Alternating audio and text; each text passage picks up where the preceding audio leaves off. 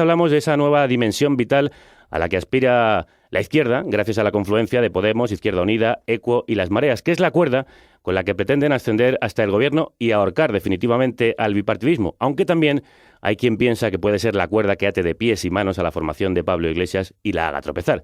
Sobre todo ello, vamos a preguntarle al secretario político de Podemos, Íñigo Errejón. Son unas elecciones que estamos llamando de desempate. Esto es un acuerdo con la gente. Que lo que es Pablo Iglesias es un experto en unión temporal de partidos. Es la gente la que nos ha gritado muchas veces, es fundamental que os unáis. Pero yo creo que en Izquierda Unida, Alberto Garzón y mucha gente han ido entendiendo que lo que hay que hacer es mirar hacia afuera. Es fundamental que os pongáis de acuerdo. Y hacia adelante.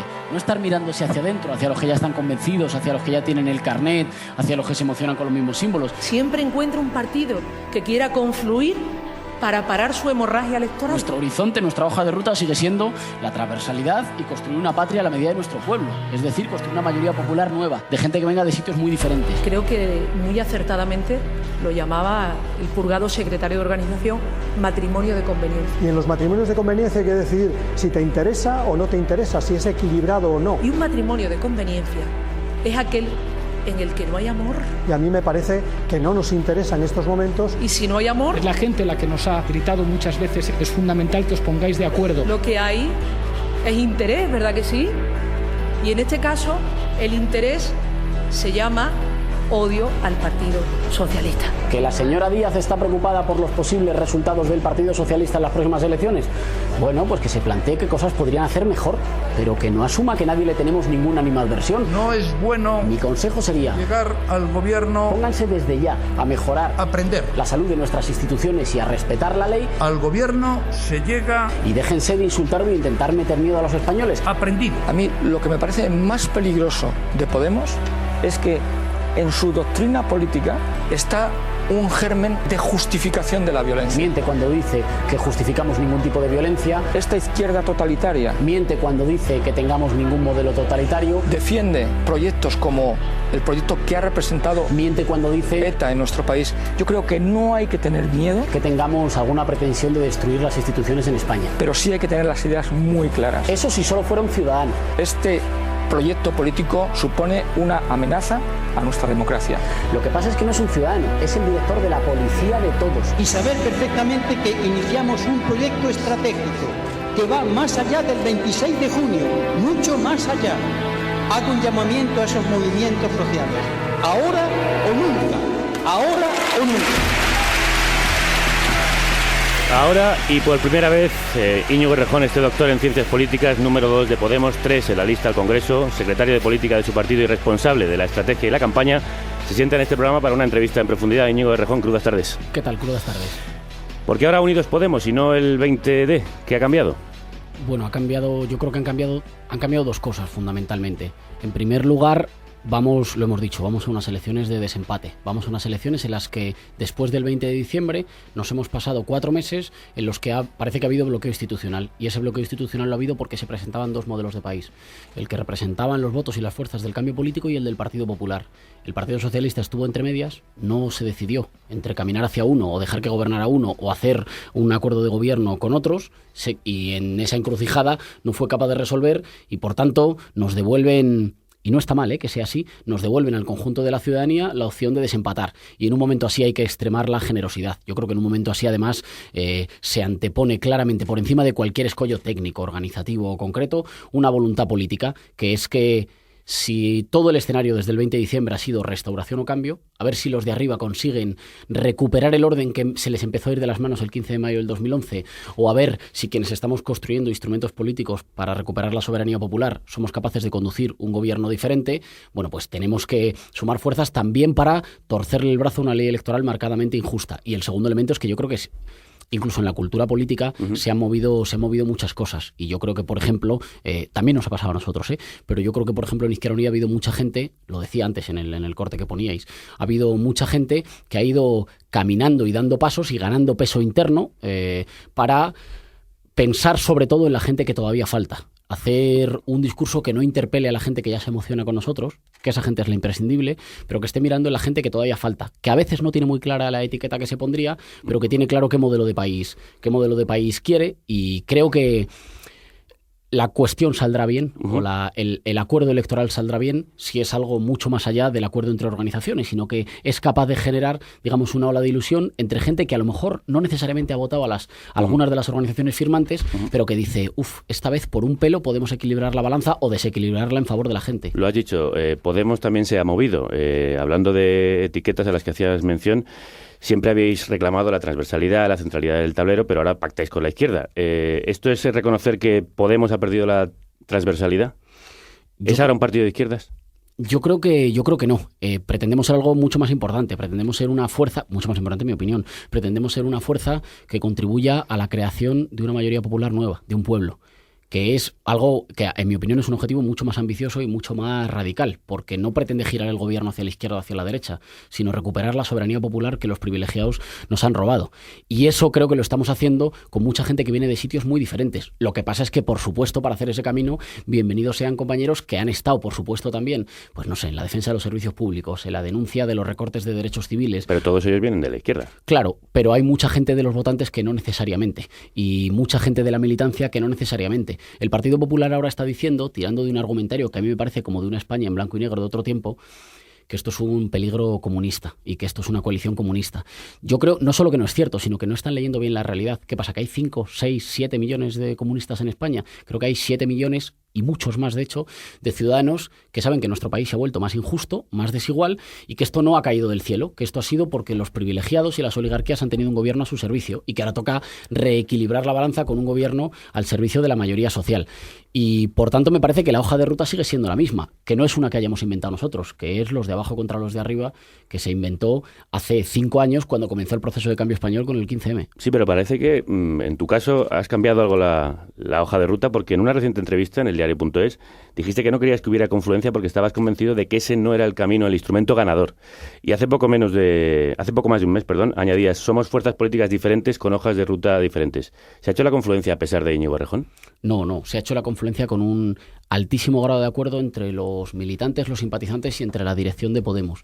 Básicamente porque yo sigo pensando, y esto es una idea de Podemos, que la hoja de ruta sigue siendo ser capaz de seducir a mucha gente que viene de haber votado cosas diferentes, que ese fue el principal hallazgo del 15M, que es que fue capaz de crear una identidad popular abierta, que hizo que colegas míos del instituto que nunca habían ido a una manifestación y que siempre cuando les dabas un panfleto para ir a una manifestación o alguna cosa te miraban raro o no les apetecía y que de repente te llamaban y te decían, oye, vas a ir a Sol. Uh-huh.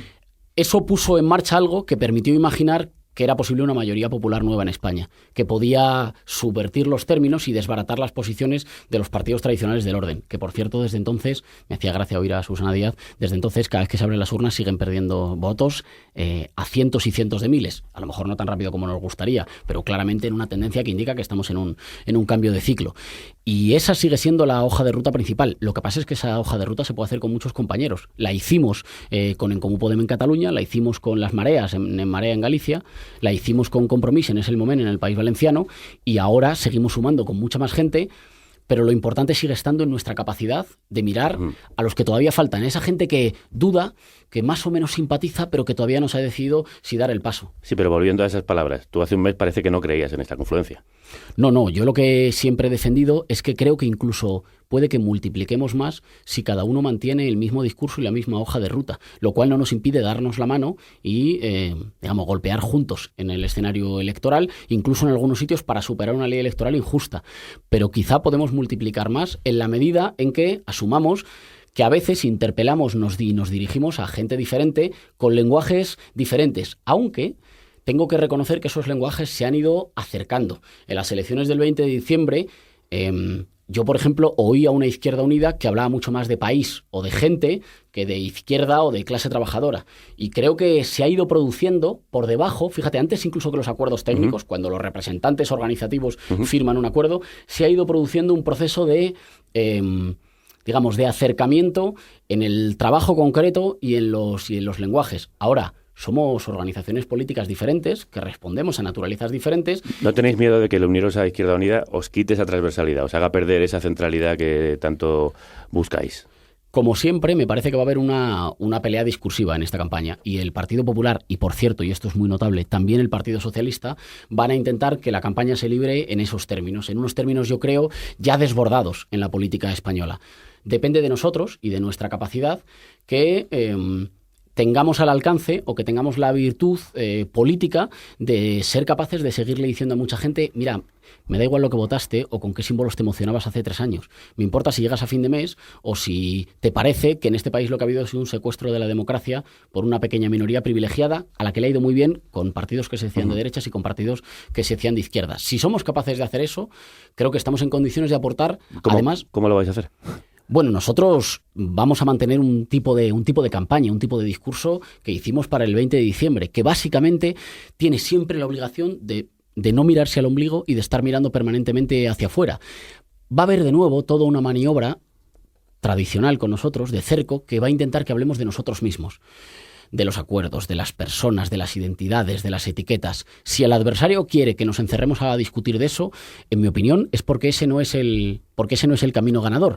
Porque el camino ganador, en mi opinión, es ese pequeño clic que puede presentar la única novedad que hay para estas elecciones. Creo que el dato central de estas elecciones es este acuerdo, que es verdad que puede ser un acuerdo modesto, pero claro, en un escenario de empate en el que no se resolvió ni hacia la restauración ni hacia el cambio después del 20 de diciembre, un pequeño acuerdo puede hacer saltar muchas cosas, y creo que puede ser el empujón definitivo que precipite, bueno, pues que quienes ya somos mayoría social, quien empezamos a ser, digamos, dominantes en términos culturales, podamos ser dirigentes en términos políticos después del 26 de junio. Es decir, estáis convencidos de que puede sumar, incluso multiplicar, en ningún caso restar. Creo que no, espero que no. Además, era curioso, cuando vi el último CIS, el último barómetro del CIS, arrojaba que había muchos ciudadanos que percibían a Izquierda Unida más moderada que nosotros, pese a los diferentes tipos de lenguaje que utilizamos. Y eso creo que refiere a que hay una parte del mapa y de las categorías tradicionales, insisto, de esas con las que el Partido Popular y el Partido Socialista intentan generar miedo en torno a nosotros para tapar la creciente desconfianza que los ciudadanos sienten hacia ellos, que ya no sirven, que ya no están en juego, y por tanto que creo que, bueno, que me preocupan menos. Mi opinión es que en esta campaña electoral, que todavía no ha empezado, pero en este tiempo, digamos, de precampaña y de campaña, dependemos de nosotros mismos, competimos con nosotros mismos. Nadie presenta nada nuevo, los partidos tradicionales ya sabemos lo que van a hacer, el Partido Popular no moverse, el Partido Socialista no acabar de decidirse entre el cambio y la restauración, como le pasó, y Ciudadanos ser una especie de agencia matrimonial entre los dos partidos del bipartidismo en deterioro. Y el elemento que puede desbaratar los planes de intentar cerrar la ventana de oportunidad somos nosotros. Y por tanto creo que competimos, o sea, que lo tenemos en nuestras manos, lo cual es una responsabilidad, pero también es un honor. Nos quedamos muy cerquita, el 20 de diciembre, nos quedamos a mitad de camino, pero fuimos capaces de mantener el escenario político abierto. Y fuimos capaces de impedir que hubiera un gobierno que nos devolviera lo viejo. Bueno, pues ahora se trata de que ese mitad de camino que recorrimos hasta el 20 de diciembre hagamos el trayecto que falta. Ese camino se va a hacer de la mano de una confluencia a la que habéis denominado Unidos Podemos, que ha sido criticado como nombre por no ser inclusivo. Sí. ¿Por qué no Unidas Podemos? Es decir, las personas Unidas Podemos, hombres y mujeres, ¿se ha perdido una oportunidad de hacer pedagogía feminista con el nombre? Es posible. En todo caso, es un nombre, hay que decir que es un nombre administrativo, porque tienes que registrar un papel en el ministerio. Pero al final es posible que todo el mundo hable de vosotros como Unidos Podemos. Yo creo que es posible, pero es importante también que la gente hackee y se apropie del nombre. Es decir, que la gente sea capaz de coger el nombre y de usarlo como mejor le parezca, y que empiece a usar unidad. Yo ya he visto logos que están funcionando por ahí, no oficiales, pero qué bonito cuando en las campañas empieza a haber materiales de campaña o de precampaña que no salen de los comités de campaña, sino que es que la gente coge y dice que tú te has llamado Unidos Podemos, vamos a ponerle Unidas Podemos. ¿Pero por qué no disteis vosotros el paso? No lo sé, la verdad que cuando se registró yo creo que se puso Unidos Podemos para firmarlo en un papel, pero eso es lo menos importante, no necesariamente tiene que ser digamos, las palabras o el referente que esté en las lonas, en los carteles o en la no se tuvo en cuestión el lenguaje inclusivo a la hora de pensarlo. Pero porque no es un nombre político, es un nombre administrativo. El nombre político lo vamos a decidir en los respectivos comités de campaña, y sobre todo lo va a decidir. Al final, creo que con los nombres funciona mucho que tú puedes decidir, o sea, tú puedes fabricar uno o dos, pero hay algunos que entroncan y otros que no. Y yo creo que sería bueno que el que entroncara reflejara claramente pues que el cambio tiene que ser feminista o no va a ser, y que por tanto la gente se lo apropiara y lo conjugara también en femenino. Bueno, Podríais haber hecho vosotros dado el paso. Lo haremos. ¿Cómo va a ser la campaña? ¿Cada uno por su lado? ¿Todos juntos? ¿Vas a ser tú el director de esa campaña? Sí, soy el director de campaña. Lo que pasa es que, como siempre... ¿De la confluencia también o solo de Podemos? Soy el director de la campaña de Podemos, que tenemos un directorio de campaña, como hemos hecho siempre todas las campañas. Lo que pasa es que habrá que coordinarlas y habrá que enlazarlas. Así que es muy posible que haya un comité de enlace, pues que comparta información y que coordine cosas. Pero creo que tenemos hasta cierto punto estilos diferentes de hacer campaña, que hay cosas en las que nos podemos complementar, pero que en lo fundamental hay que seguir manteniendo eso, básicamente porque así abarcamos más, le hablamos a más gente en lenguajes diferentes y con códigos a veces diferentes, lo cual no implica que no pueda haber, digamos, mestizaje o mezcla, pero que a priori empezaremos cada uno a poner, digamos, sus máquinas electorales o de campaña a funcionar y veremos en el camino cuántos se entrecruzan o cuántas sinergias producimos, ¿no? Y hablando de precisamente esos mestizajes, ¿cómo se elaboran las listas? Pues las listas, se tomó un acuerdo más o menos numérico o aritmético, que es un acuerdo que tenía más o menos que ver pues con la relación de votos que ponía cada uno. Digamos, una formación política que ponía 5 millones de votos y una formación política que ponía 1.900.000 votos. Y entonces prácticamente entre 5 millones y 1 se estableció como una relación 1-5. Y en torno a eso se trufaron las listas. Nosotros concurrimos prácticamente con las mismas listas que el 20 de diciembre, salvo en algunas provincias donde se ha llegado a acuerdos y entonces se integran diferentes personas o diferentes representantes de las organizaciones con las que se ha llegado a acuerdos. Vamos a hablar de eso porque ha habido alguna polémica también al respecto. Hemos pedido a los oyentes, previa a esta entrevista, que nos dejaran preguntas para Íñigo Errejón con el hashtag Errejón, carne cruda, donde, por ejemplo, Eva en Bonn nos pregunta por qué Garzón va al número 5 y no más arriba, si no habría sido una buena medida para ser más confluentes ponerle en el número 3. En ese caso, afectaría a tu posición, Íñigo. Por nuestra parte, fue una cuestión que nunca estuvo en discusión. Ya te digo, por esa relación 1-5. Es decir, básicamente que habíamos establecido más o menos que nosotros éramos una fuerza. Digamos, teníamos que coger un criterio lo más objetivable posible y el más objetivo nos parecían los votos. Nosotros en esa confluencia aportábamos 5 millones, Izquierda Unida aportaba 1 y por tanto los hemos cruzado con el criterio 5-1. En nuestro caso nunca. Por eso la primera posición tenía que ser el 5, ¿no? Entonces. No te planteaste cederle sitio, ¿no? Nunca nos lo planteamos. En la discusión, la verdad que nunca nos lo planteamos. Y también yo creo que, para bien o para mal, hay una buena parte de la gente que se referencia en torno a diferentes figuras o diferentes portavoces y que yo represento uno de ellos y que por tanto había quedado el segundo en nuestras elecciones primarias. Lo que pasa es que sabes que como tenemos con la paridad descansa paso a el segundo se convierte en el tercero, claro. También ha habido polémica, como decía, con nombres, con algunos nombres. A un sector de Izquierda Unida le ha sentado mal que el ex jefe del Estado Mayor, Julio Rodríguez, vaya de número 1 por la lista de Almería. La coordinadora de Izquierda Unida en esa provincia, Rosalía Martín, ha dicho que es una provocación. Sí nos molesta que nos traigan a un hombre de la guerra y de la OTAN. Eso sí que nos molesta y estamos interviniendo al respecto, como no podía ser de otra manera. Que quieren traer al mono a medio, que lo traigan. Pero es una provocación a la seña identitaria de Izquierda Unida que un militar que participa en la OTAN interese la provincia de Almería. No porque sea Almería, es una provocación a Izquierda Unida en su conjunto y en general desde el punto de vista federal. ¿Por qué se ha hecho así, si el socio estaba en contra? Bueno, para nosotros es un activo fundamental del cambio político y es más, no solo del cambio político, sino de la capacidad de demostrar y de ir construyendo capacidad de gobierno. Porque nosotros no vamos a ir a las instituciones simplemente a denunciar las cosas que están mal, sino que queremos mostrar desde ya que tenemos la capacidad y los cuadros, digamos, gestores y dirigentes que pueden hacerse cargo del Estado y que pueden relevar a una élite que ha funcionado en beneficio propio para transformar las políticas y ponerlas al servicio de la mayoría, pero eso se hace con los mejores en cada lugar. Y yo estoy convencido que Julio Rodríguez, por ejemplo, es una de esas personas que encarna mucha capacidad de transversalidad, mucha capacidad de que haya mucha gente que en su trabajo a veces no siempre se atreve a decir, pues fíjate, yo voy a votar por el cambio político, no se atrevió el 20 de diciembre a decir estoy con el cambio, estoy con Podemos, pero sin embargo, cuando ve que figuras así se incorporan, ve poner ve que hay una parte, digamos, de un cierto criterio meritocrático que se pone al servicio del cambio. Eso amplía nuestras fronteras y, por tanto, creo que claramente suma y multiplica. No comparto las declaraciones que me habéis puesto. ¿Y esto puede significar algún tipo de ruptura interna de esta confluencia? ¿Problemas, palos en las ruedas? Esto va a significar que Julio Rodríguez va a ser diputado por Almería y que, si conseguimos la fuerza suficiente, va a ser ministro de Defensa de un gobierno patriótico y popular en España. Lo que pone también de manifiesto, como escuchábamos a Rosalía Martín, son las diferencias programáticas entre los socios, ¿no? Como, por ejemplo, la cuestión de la permanencia en la OTAN, contra la que Izquierda Unida está rotundamente, pero no así Podemos. ¿El gobierno conjunto no se plantea preguntar a la ciudadanía por la OTAN? Nosotros lo que hemos dicho es que la OTAN es una organización de otro tiempo, porque es una organización que responde a un mundo de dos bloques y que, por tanto, se ha quedado un poco periclitada, un poco anticuada, y que hay que transformarla en una organización integral de defensa europea.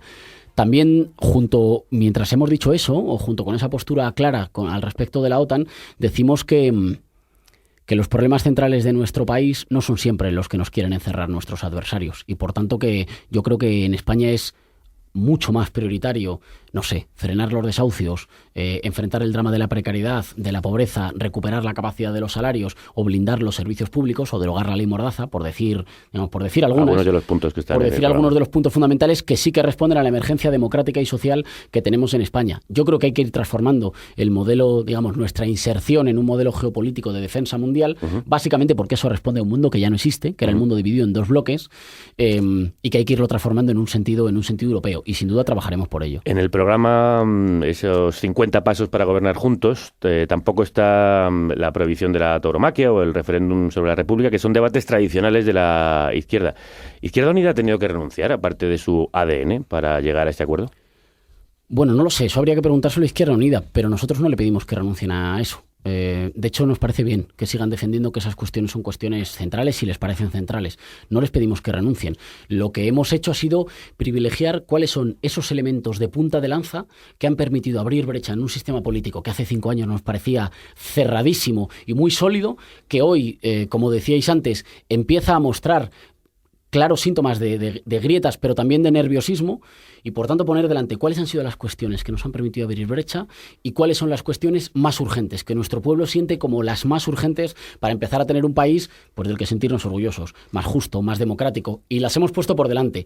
Ahora, no le pedimos a ninguna organización que renuncie a cuáles sean sus señas de identidad. Lo que sí que le pedimos es que entienda que lo que multiplica no están siendo esas señas, que lo que multiplica es, digamos, un conjunto de ideas que todavía no están en el poder político, pero que ya son de sentido común entre los españoles. Para algunos ciudadanos es absolutamente urgente acabar con el maltrato animal en la fiesta de la tauromaquia. Es verdad que el programa recoge acabar con las subvenciones y la denominación de bien de interés cultural a espectáculos que maltraten animales, pero no se habla de acabar con la fiesta de los toros, motivo por el cual el PACMA no se ha sumado a la confluencia. Pregunta una oyente, Cristina Lafuente, y yo también me hago la misma pregunta, ¿por qué no ha sido posible? ¿Tanto costaba decir no a los toros?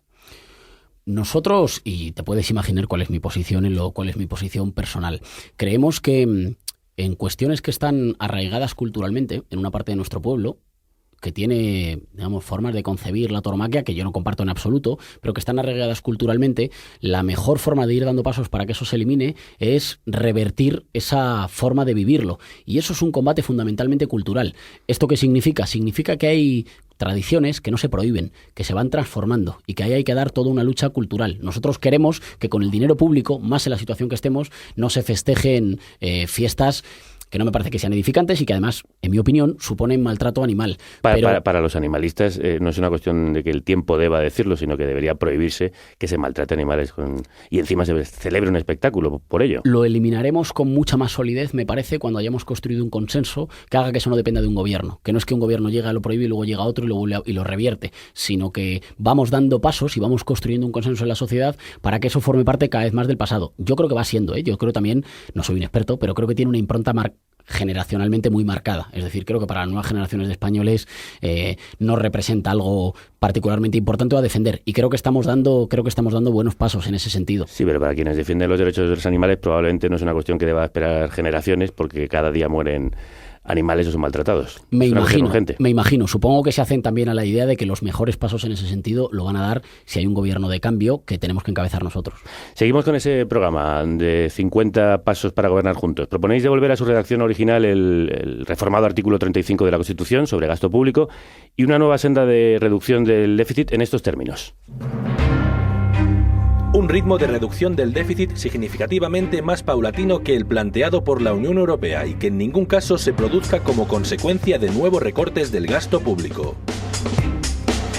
¿Esto significa que el posible gobierno de Unidos Podemos desobedecerá a la Unión Europea, que está pidiendo entre 17.000 y 20.000 millones de recortes?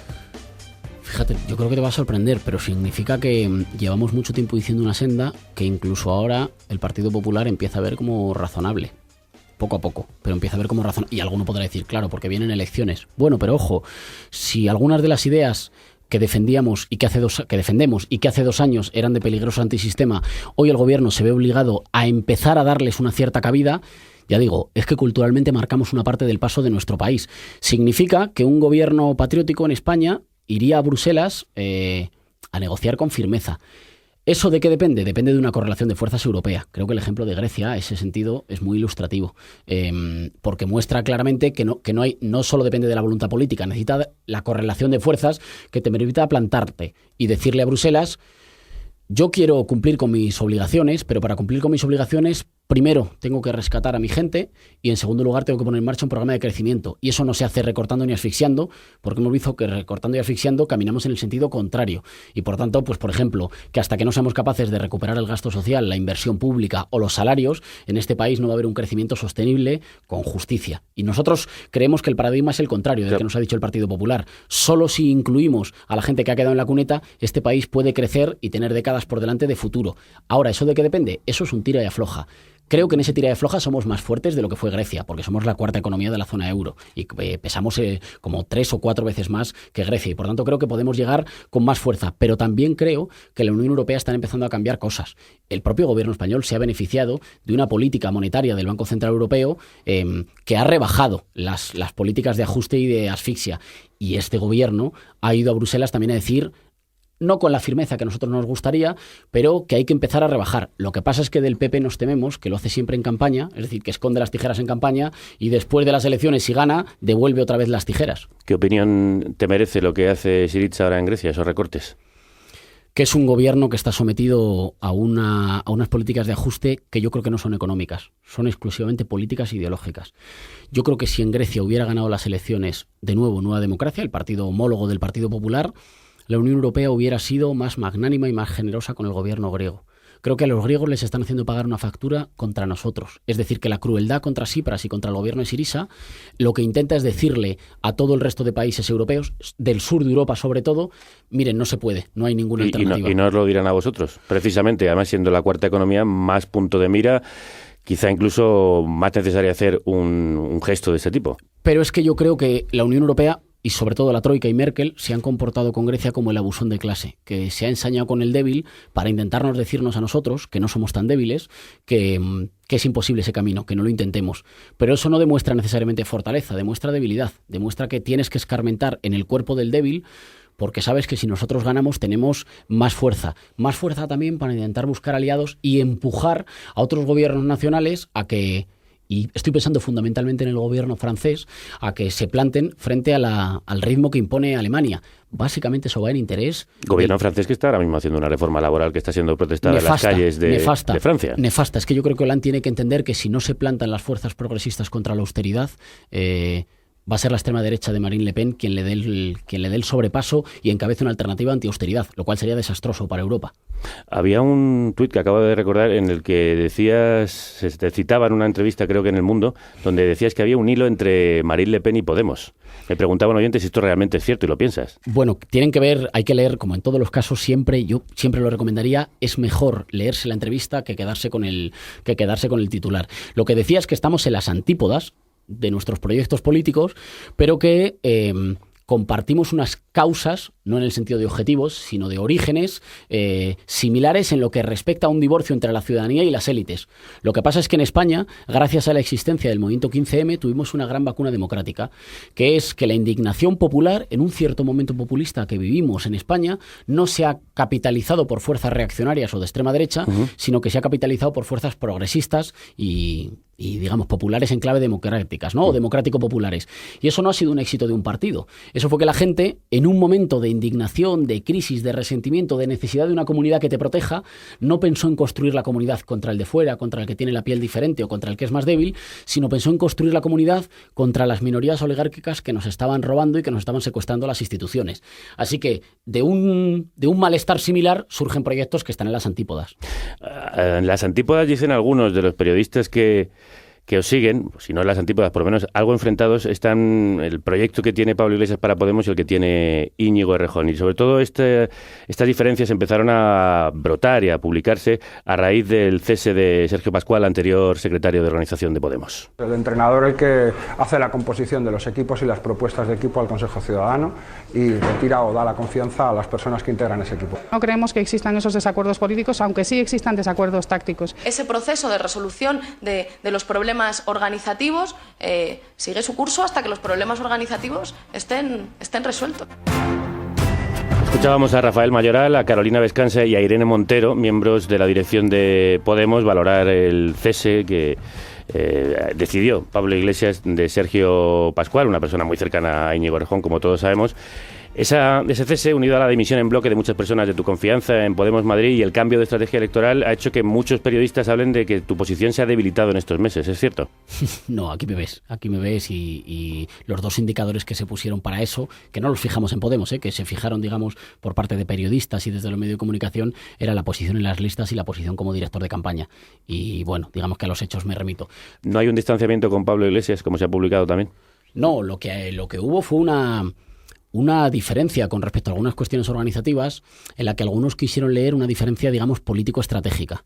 Creo que eso fundamentalmente fue un relato puesto a funcionar, y soy muy claro al decirlo, desde Ferraz, que intentó construir que había una diferencia que les permitía conseguir el apoyo de Podemos sin asumir a Podemos como socio de gobierno, sino simplemente poniéndolo en la situación de un chantaje. O me dais un cheque en blanco para el acuerdo Sánchez-Rivera o vais a ser los culpables de la repetición de elecciones. Sí, pero no desviemos la atención hacia Ferraz, porque es evidente que ha habido diferencias internas de Podemos que no surgen de Ferraz, sino de medios de comunicación de muy distinta índole, de derechas, de izquierda, de centro, que han publicado al respecto. Pero no en la estrategia política. En la estrategia política...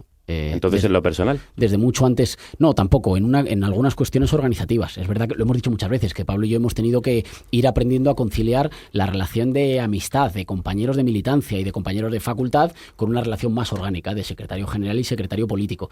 Y hay que conciliar porque son dos lógicas a veces diferentes. Yo creo que nosotros hemos tenido tensiones organizativas en Podemos, como es natural en una organización que hace 2 años no existía y que hoy representa 5 millones de personas. ¿Y eso qué ha habido entre medias? Ha habido un conjunto de decisiones organizativas que nos han ido ir muy rápido. Sin esas decisiones no habríamos conseguido 5 millones de votos, que no son una importancia cuantitativa, son cualitativa. Son los que impidieron la restauración el 20 de diciembre. Y por tanto creo que fue una buena decisión. Ahora bien, ha tenido costes. Nos ha obligado a ir muy deprisa y a construir un modelo de organización que ya estábamos, digamos, dando la discusión de que había que ablandarlo y federalizarlo, caminando más hacia un movimiento popular, pero que eso había que hacerlo cuando se relajara este ciclo corto de que casi había competiciones electorales cada 2, cada 3 meses. Creo que eso fue, no diría un problema, diría que son los costes necesarios de una elección política. Cuando eliges políticamente, tomas una opción y descartas otras. Nosotros tomamos la opción de que a las elecciones íbamos a ir a ganar y que íbamos a tomar las decisiones organizativas que nos permitieran ir a ganar. Pero ha tenido costes, claro, en lo organizativo. ¿Tú no eres más favorable que Pablo a acercarse al PSOE? Yo creo que Pablo y yo compartimos los dos una idea, que es que cuando haya gobierno de cambio, ese gobierno de cambio tiene que ser con el Partido Socialista. Casi, si quieres, porque en España ahora mismo hay 2 partidos progresistas.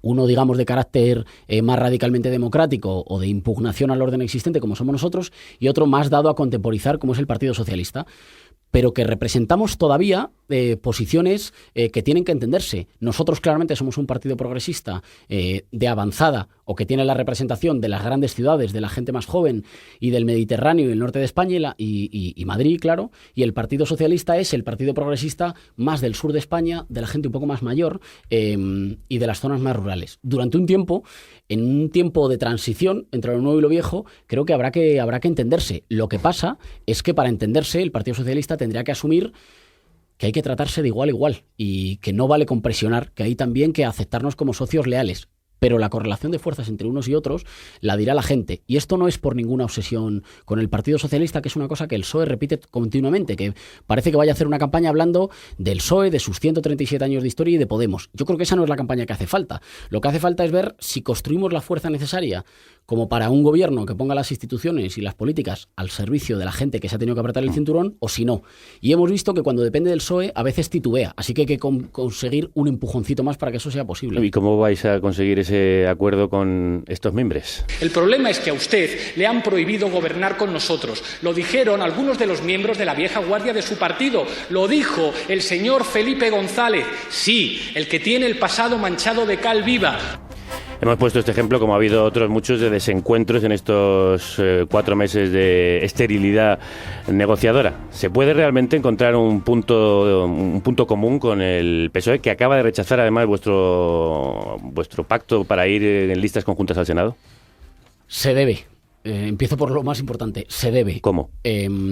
Yo creo que se debe asumiendo que tenemos una responsabilidad histórica que no pasa por llevarse bien, ni porque todas las declaraciones sean suaves, ni porque las formas siempre nos encanten a unos o a otros, sino por hacernos cargo de una responsabilidad histórica, que es que durante un tiempo las transformaciones políticas, sociales y económicas que necesita el pueblo español para recuperar, digamos, una senda de justicia social y de soberanía nacional y de revitalización democrática, las vamos a tener que hacer juntos. Yo creo que el PSOE ha tomado una mala decisión con lo del cuidado, no el PSOE. Yo creo que Pedro Sánchez ha tomado una mala decisión con respecto a nuestra oferta de ir juntos a las listas en el Senado. Creo que había dirigentes territoriales, autonómicos del Partido Socialista, como Chimo Puig en Valencia o en Baleares, que sí que vieron la necesidad de que impidiéramos que el Partido Popular, teniendo escasamente 1/3 de los votos, consiguiera una mayoría de bloqueo, ahora tiene una mayoría absoluta en el Senado.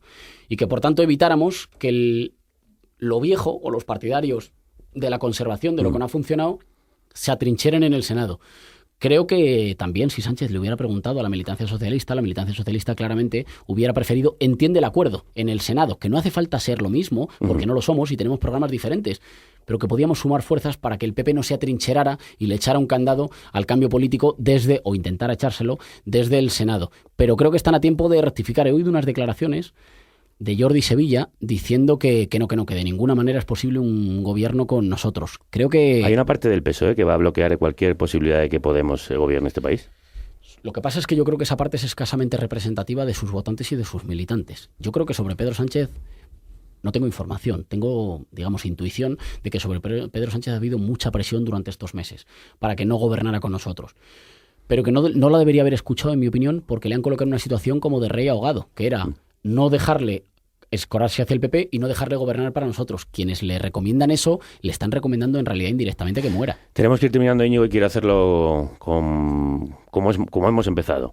Yo decía al inicio del programa que estos días algunos periódicos siguen publicando declaraciones de exministros de Finanzas de Chávez o supuestos documentos bancarios sobre pagos a Pablo Iglesias que apuntan de nuevo a la presunta financiación ilegal de Podemos.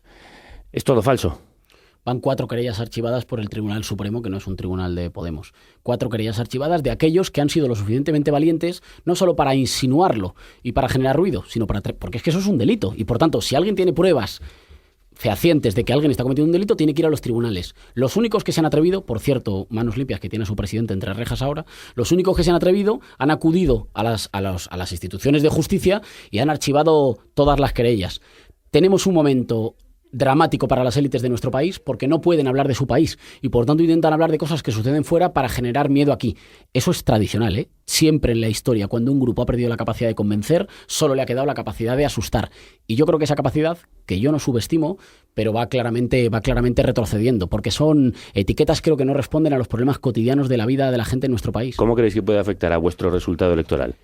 Creo que sin la campaña del miedo que hemos sufrido en estos 2 años, habría habido todavía mucha más fuerza popular para el cambio en España. Yo todavía me cruza mucha gente que sigue simpatizando, pero que tiene reticencias. Me vais a quitar la casa, pero mis ahorros que yo los tengo. Y yo, la conciencia empírica que tengo es que en España quien ha quitado ahorros a los preferentistas han sido los de siempre y quien ha quitado las casas a las familias han sido los de siempre, con gobiernos de señores con corbata que tenían, como dice el señor Rajoy, mucha experiencia. Creo que esa es una batalla cultural que cada vez más, en la que cada vez más vamos avanzando posiciones, pero que ciertamente nos ha erosionado. La mejor manera de superar eso es desbordar las etiquetas y los lugares en los que nos quiere el adversario, porque no estamos hablando de juntar a la gente que se emociona con el mismo carnet, sino de construir un pueblo nuevo que quiere recuperar la soberanía. Y eso tarde o temprano se va a abrir camino. Cada vez que se abren las urnas crecemos un poco más. Reticencias también tenían algunos miembros algunos participantes del 15M este fin de semana, cuando fuiste al objetivo, te subiste al plató y la gente te decía, el plató que habían colocado en el centro de la plaza, Errejón, baja del plató. ¿La confluencia es la representación del 15M? No, es imposible. El 15M, lo hemos dicho muchas veces, es irrepresentable. Y esto no es un defecto, está bien que sea así. Porque el 15M, si quiere, representa incluso un horizonte al que nunca vamos a llegar, que tiene que empujar a los actores políticos, fiscalizarlos y construir un poder que los acompañe o que los critique y los ponga en apuros para caminar hacia una España mejor. El 15M nos hizo sentirnos orgullosos de nuestro país, pero también en su multiplicidad no puede transformarse en un partido. Nosotros escuchamos lo que decía, estuvimos en el 15M, estuvimos en las plazas y escuchamos lo que se decía, pero no pretendemos la representatividad del 15M. Quien lo represente no sabe lo que es un movimiento social. ¿Bajaste del plató? Sí, después me bajé y estuve con la gente. Había una parte de reivindicación mezclada. Si se puede, no nos representan, esto es una plaza y no es un plató. Como es natural y como siempre es natural en el 15M. En todo caso, seguramente lo más importante del 15 de mayo no fue solo la gente que se movilizó en las plazas, sino el eco y la resonancia que tuvo. Eso sí que fue un núcleo irradiador. La resonancia que tuvo en el conjunto de la sociedad española, entre mucha gente que no bajó a las plazas, pero que el 15M le cambió su forma de ver el país. Sin eso, no estaríamos hoy aquí. Íñigo Errejón, gracias por haber venido a esta plaza. Muchas gracias por invitarme. Nada, ha sido un placer esta charla. Hasta la próxima. Venga, hasta la próxima.